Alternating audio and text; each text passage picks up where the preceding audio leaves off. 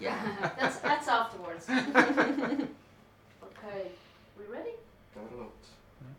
So Keynes wrote a treatise on probability in 1921. What prompted him to tackle that subject?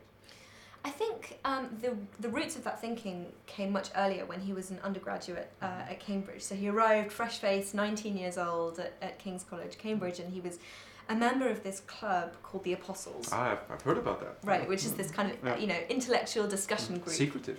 Absolutely, absolutely.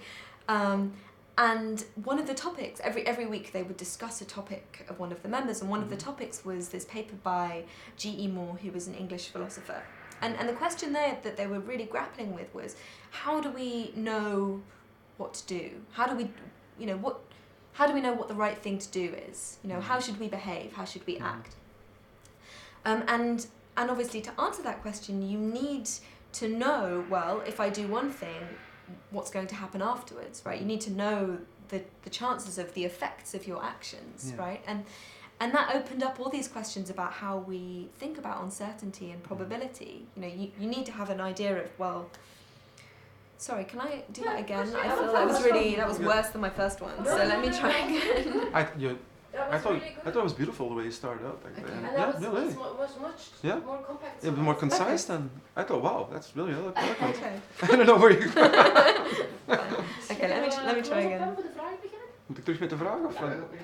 So start with the question again, and then they'll see which. And you have 3 versions of your answer. Oké, even daarnaar kijken. Ja, zeg maar. Oké, So Keynes wrote a treatise on probability in 1921. What prompted him to tackle that subject? So I think the roots of the thinking on that topic came from his undergraduate days. So he arrived at King's College, Cambridge, 19 years old, fresh-faced, doing maths.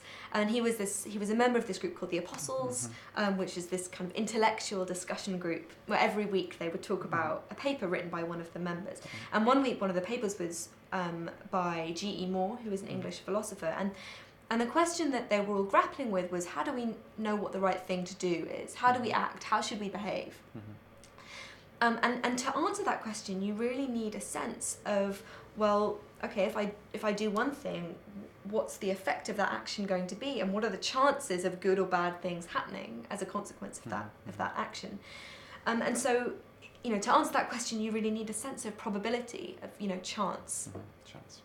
And so I think that sowed the seeds for his later thinking on a treatise on probability, which he actually wrote when he was at the India office. Interesting. Yeah. Part time.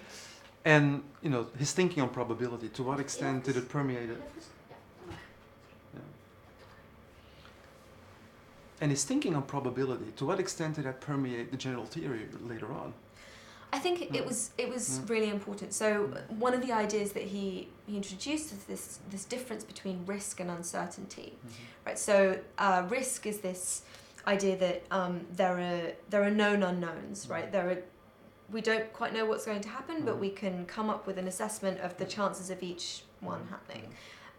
Whereas uncertainty is unknown unknowns, right? So we actually there are some things we can't know. We can't calculate these things. And he said that actually lots of decisions that people were making in the real world were decisions under uncertainty, right? There are unknown unknowns. And so when you're in that environment, then people use these strategies to cope with that uncertainty. And that turns out it's really, really relevant for how the macroeconomy works. So he thought. So taking one example in the general theory, he talked about investment decisions, right? So if you, one model of investment might be, okay, well, when you invest, you pay a certain amount of money in up front, and, you're hoping to get money in the future. So you might think that, okay, I'm paying in this money and I'm going to make this very detailed calculation of the probabilities of getting returns. Or you might really not have any good way of working out what the probabilities are of those returns. And so instead what you might do is you might look to see, well, okay, what are other investors doing? Or you might rely on much kind of more innate, psychological factors, right? How optimistic am I feeling right now? How pessimistic? And so, thinking about, for example, the Great Depression, you might think that pessimism was really important for kind of keeping the economy stuck in this rut of low investment. So it's that response to uncertainty that might be driving some of these really important economic factors. Well, where does that leave us as economists? I mean, if I hear you, we become experts in predicting the past. But given all that, the high level of uncertainty, can we say anything sensible about the future, behavior of markets, and so forth? I think so. You can use those insights to, we can acknowledge that in some situations, we're not great at predicting the future, and there are some things that we can't predict. I think we can make much better decisions about what to do in the future if we acknowledge that there are some things that we don't know. That's right. Right? It becomes part of the model almost. Exactly, exactly. So, for example, we have a much better understanding of herding in markets, and that might affect our views on what might happen if we see kind of bubble-like behavior.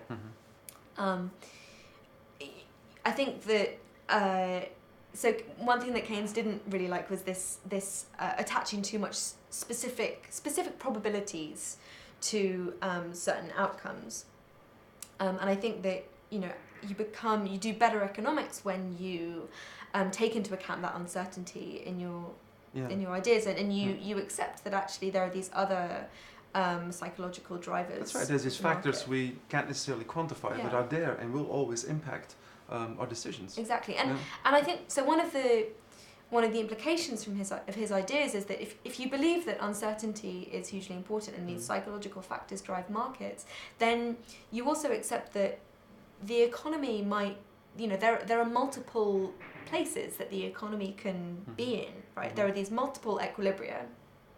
That's the way the economists describe it. And so you can do certain things to try and move the economy from one into another, right? So just thinking about monetary policy makers at the moment, they're desperately trying to convince people that things are going to be okay, things are going to be fine, and to restore confidence in the markets, right? And you think if they're successful, then you can predict that one thing is going to happen. Yeah, I'm a student of the art market, and their uncertainty even almost adds to the allure of it. This artist could be great or not, and we can take a risk, a chance here in this respect. Yeah.